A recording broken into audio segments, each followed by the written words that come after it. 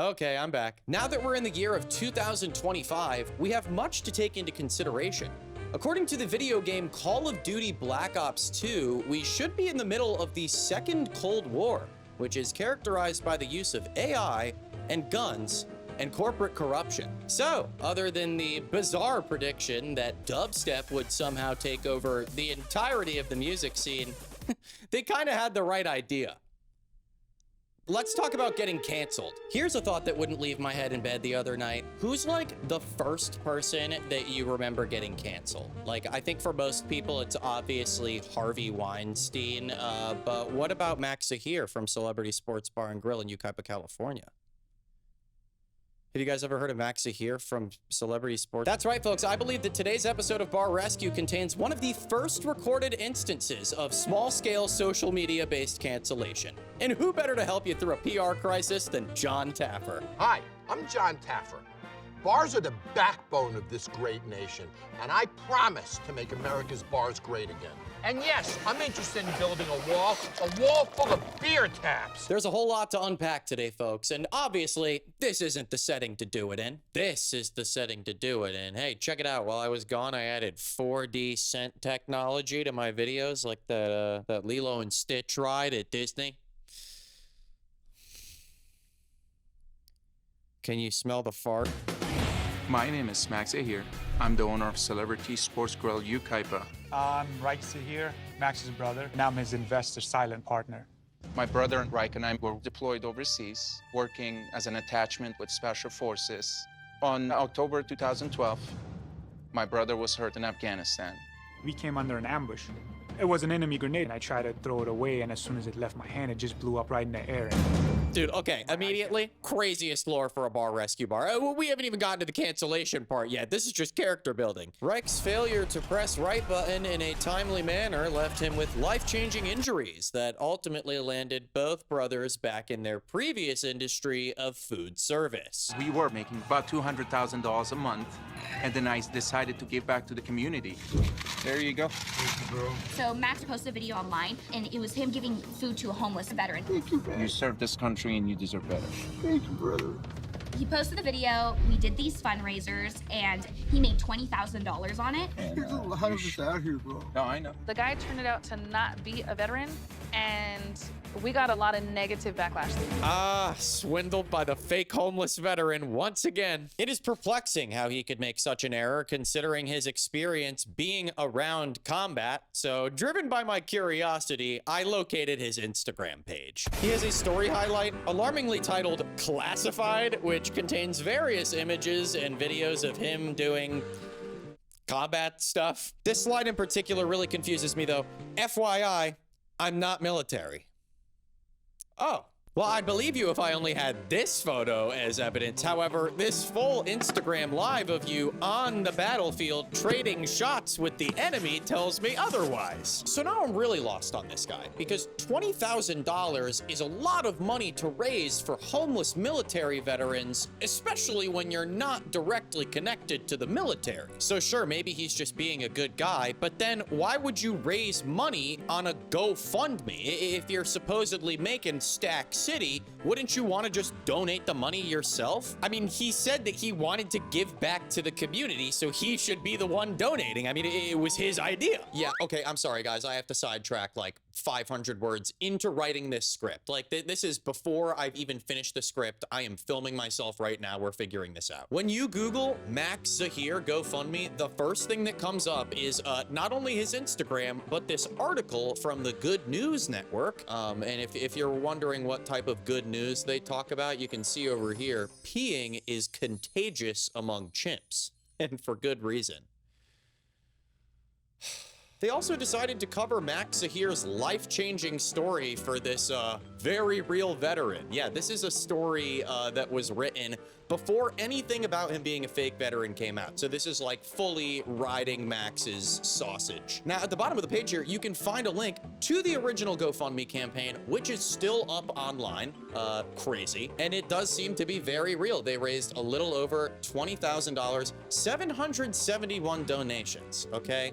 That's a lot of people. I can only assume that whatever I'm about to read in this description is going to be the most heartfelt, thought-provoking, and money-grabbing monologue of all time. Hello, my name is Max Zahir. I'm the owner of Celebrity Sports Grill in Yucaipa, California, and San Bernardino, California. Recently, I bought a homeless individual a burger, and he was in tears and was very grateful. So I hired him at one of my establishments, and that motivates me to create GoFundMe page so I can raise funds to buy homeless vet jackets, blankets, sleeping bags, and more. He basically goes on to say that he has asked community members to help him with this and that he will post receipts of things that he buys here and on his Facebook. I have asked Mike McHugh and Ruby Carrillo to help find these items at a good price. Well, thank God. This Facebook that he links to, I don't think this is him. Yeah, look, this guy is French. He does international trade. Folks, then it gets really weird. If you try to load the 771 donations, you can only view 2 of them, and they are 2 $15 donations made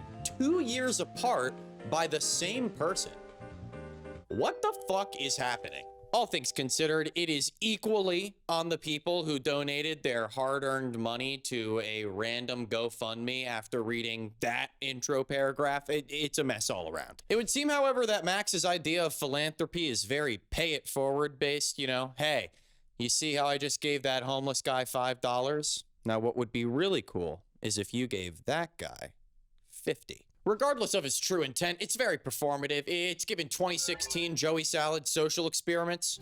Here in Yucaipa, the median household income is about $42,000 a year. For the state of California, it's about $61,000 per year, which means this is not a marketplace of high disposable income.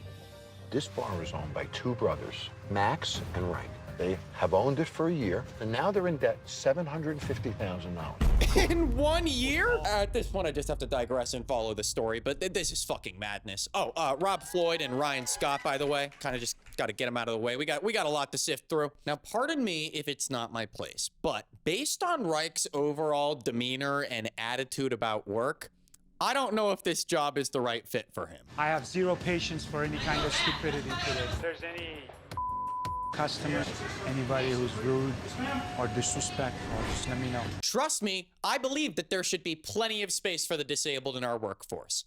That being said, we are talking about a guy who, at the time of this filming, had been on some kind of battlefield within the past 2 years and suffered a traumatic, life-changing injury. Now he is working in arguably the most tactile environment possible with only one functional eye that, likely for cosmetic reasons, he chooses to impair by wearing sunglasses. Seemingly only while he's in the kitchen. What I'm trying to say is, in this highly specific instance, you can see how a quickly moving avocado can be mistaken for an enemy grenade.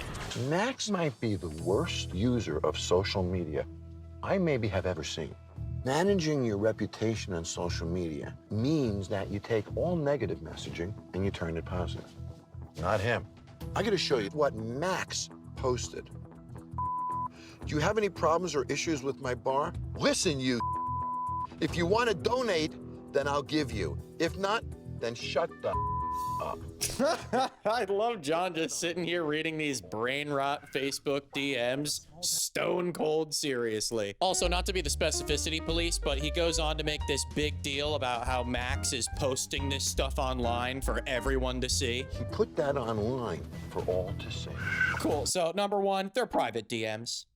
Let's just get that out of the way. Number 2, these DMs from Max were sent almost exactly 12 hours apart, meaning from 7 a.m. to 7 p.m., this was all that Max could think about. You can tell by the ball-busting tone switch in message number 2, where Max gets defensive simply due to a lack of response. You'll also notice that these messages talk about donations as well as issues with the establishment, and it would seem based on other posts shown shown that separate from the veterans thing, Max just lacks the ability to respond to criticism maturely. Bar Rescue as a production is equally immature, because John's challenge to this behavior is quite possibly the most unproductive stunt he could have pulled. Here's what I did. The people that you just saw on social media that Max has been insulting, I reached out to them and I asked them to get a bunch of friends together to come to this bar. Max doesn't have a history of containing his temper on social media.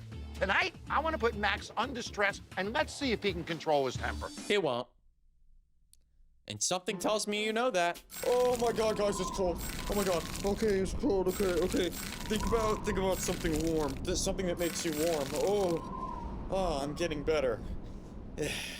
Oh, wow.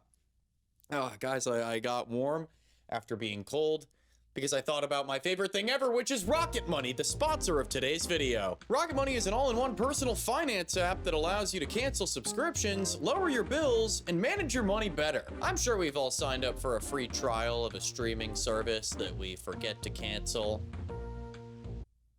for months. Well, thank God Rocket Money safely and securely identifies recurring charges and cancels unwanted subscriptions for you. You can even cancel right from within the app with just a couple of taps. 2025 is the year of no longer financially shaming ourselves, folks. We can spend money if we want to. We just have to budget. Because they'll automatically monitor my spending by category, and I'll get notifications when I've exceeded them. And I can visualize my spend-to-earn ratio by month, quarter, or year. So to save more and spend less, join the over 5 million members using Rocket Money today. Head to rocketmoney.com/AndyKing or click the link in the description to get started for free. That's rocketmoney.com/AndyKing. It's starting to get cold again. Why is this happening? I thought this was supposed to be over. At this point, we all know John's strategy of packing a never-packed establishment on a random night with 100 plus people is entirely unproductive. But to go a step further and make all of those people online haters of the owner is akin to the Stanford prison experiment. Max begins the evening using every fiber of his being to keep from crashing out on the customers, at one point just letting these customers leave without paying. Never got my drinks. You want to wait? I can get it for you. We've waited 45 minutes. Okay, no problem. We got our food, we're done. Take care, guys. All right. But after an entire evening of receiving the real-life equivalent to a KYS comment, he just starts throwing people out that disagree with him. I made it myself. Those are beautiful. Wow. So Their drinks are bad. no, their drinks are not bad. So everything is bad for you. Yeah. Get the out. Leave. You know, he is disrespecting his own customers. I'm going in. I didn't send my recon spies in to cause problems. I want to see how Max deals with the tension of a busy bar. Yeah, a busy bar where each individual patron fucking hates him shouldn't cause any problems, though. John claims that he needs to Teach him what's wrong about his ways. So let's go ahead and see what the hell that means, because as we've seen so far, ways could refer to many activities. Where is the mental giant who runs this place? Jesus Christ, every time. Now, if you'll remember from the Facebook DMs they were reading, Max said, "Listen, you." Personally, I'm dying to know what kind of crass terminology someone with this profile photo is throwing around. Luckily, we're about to find out. All right. Whatever, John. You understand the depth of your failure. I go on social media and I watch you call customers the C word online, right? She's here. You had a bad experience in this bar, correct? Well, who let you guys in? You guys are the one who started this thing. Did he not call you the C word on social media? All right, so we're dealing with the C word. And if it's the C word that I'm thinking of, it's the one that's spelled C-U-N-T.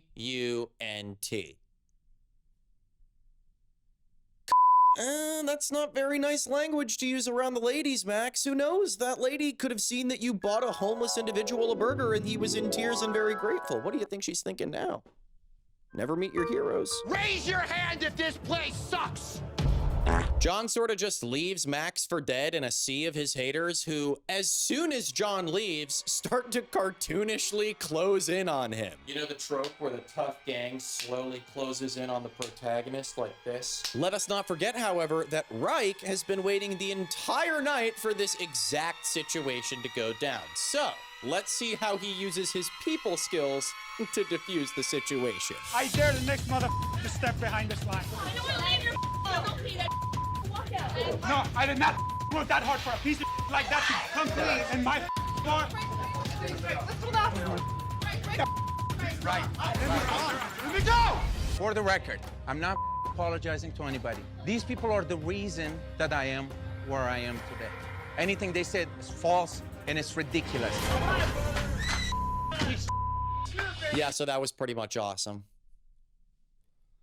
That was pretty much awesome. Would it even be bar rescue if the bar showed promise on the first night? Can you imagine John just yelling and then all of a sudden one of the unnamed bartenders is just going to fucking town in the corner of the bar? Oh, that's it. That's actually pretty cool. If you've been following me through this series, you've probably caught on to the fact at this point that night one is really just Mad Libs. You know, same format, just different characters, different quirks. But when I look back at everything I've covered so far in this episode, my biggest takeaways have nothing to do with the bar and everything to do with the cancellation lore. Luckily, John and I seem to be on the same page because he asks like one question about food costs and then he rips this one out. Why do people hate him so much? Help me understand this.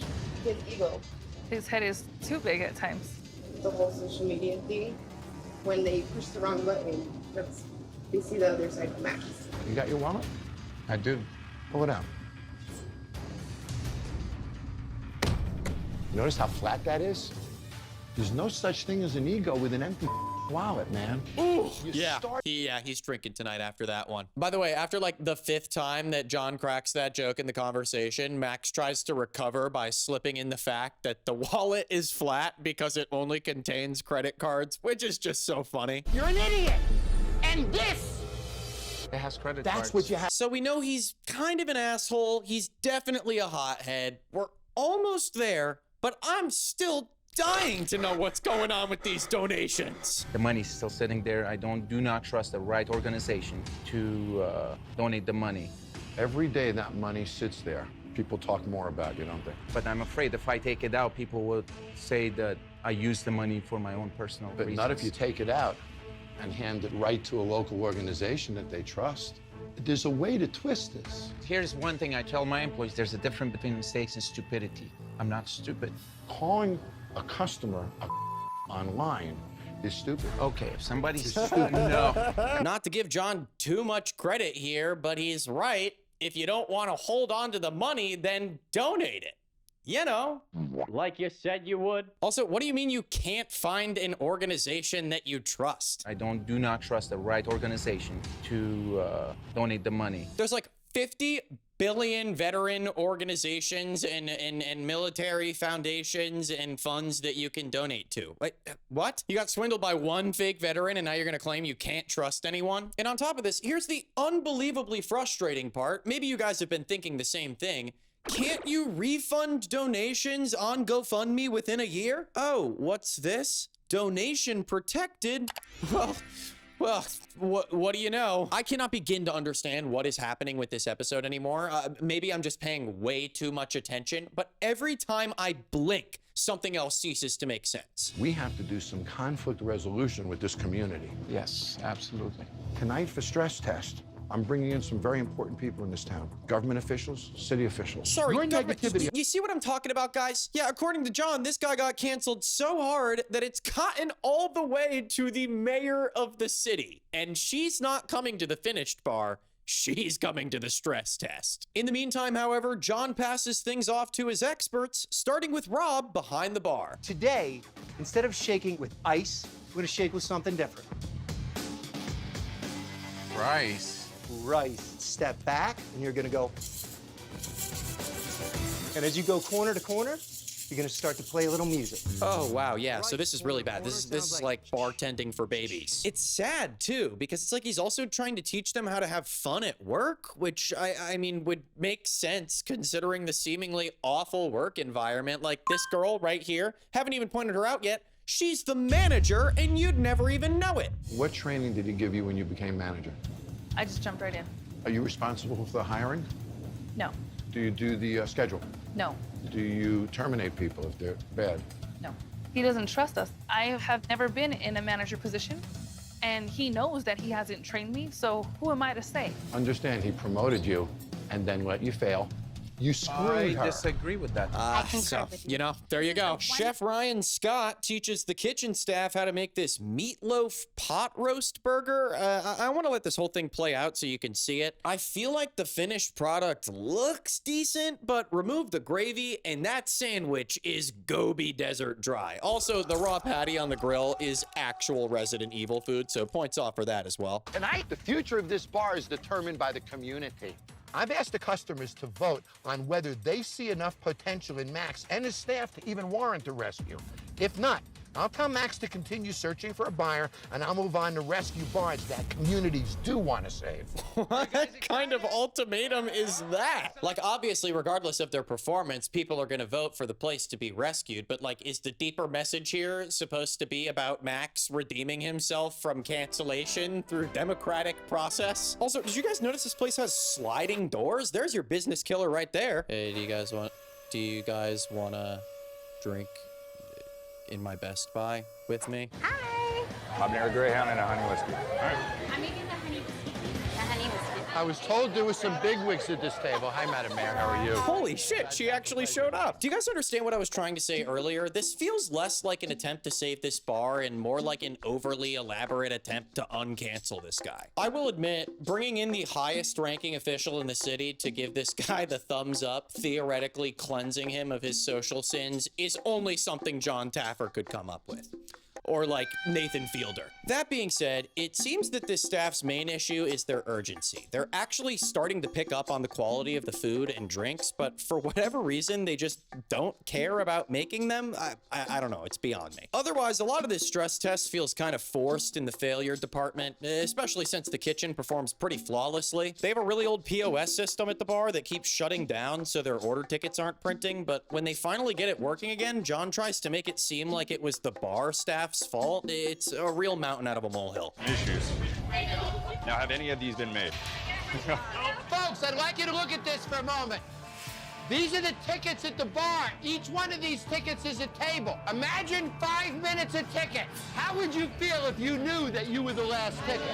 Max, any glass? I do have to point out a group of absolute geniuses, though, one of which decided to make this bar rescue stress test part of her bachelorette party.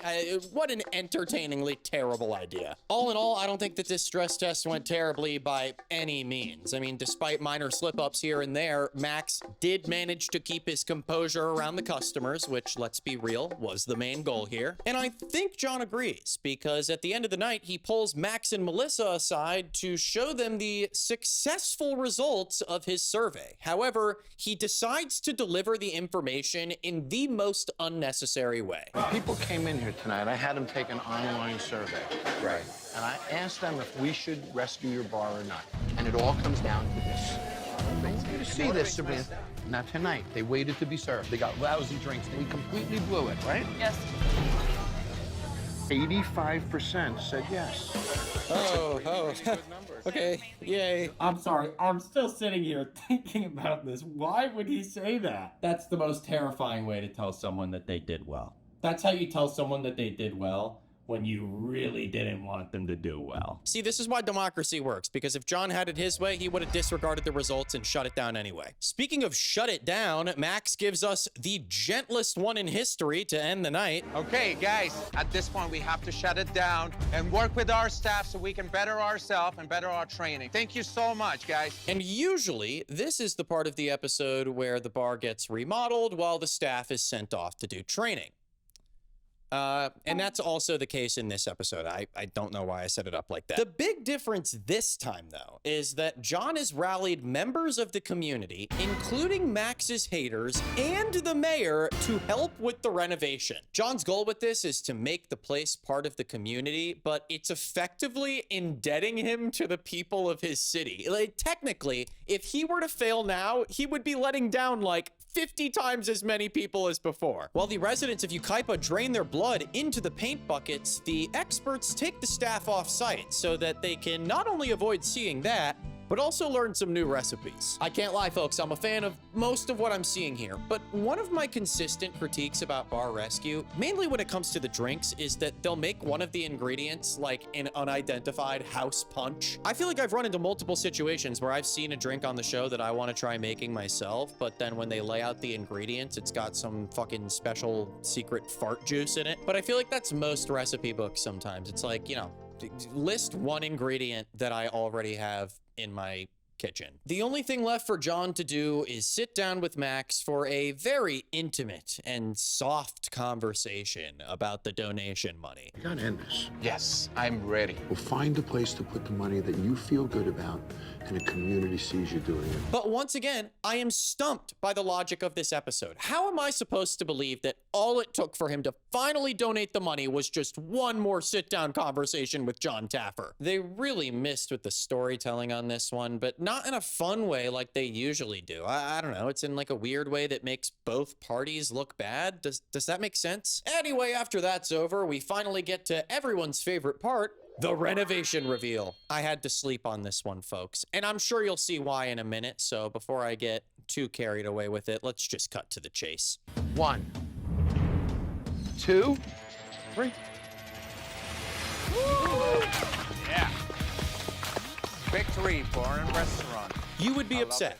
Do not lie to yourself and say that this would make you happy. Unless you're the biggest clip art fan on the planet, you are begging for a redo right now. You can tell the difference between when John is rebranding a place just to fuck with the business and when he straight up has no idea what he's doing. I don't know a single person that would look at these logos side by side and say the Victory logo is better. I like that he made the place a bit warmer, but in terms of hardware and decor, we're not looking at much here. It all comes back to John's greatest flaw, which I believe is his lack of taste. I think John is an objectively good business strategist, but he and his collection of experts lack a certain diversity that's important for understanding these small pocket community projects. Max used to view customers as enemies.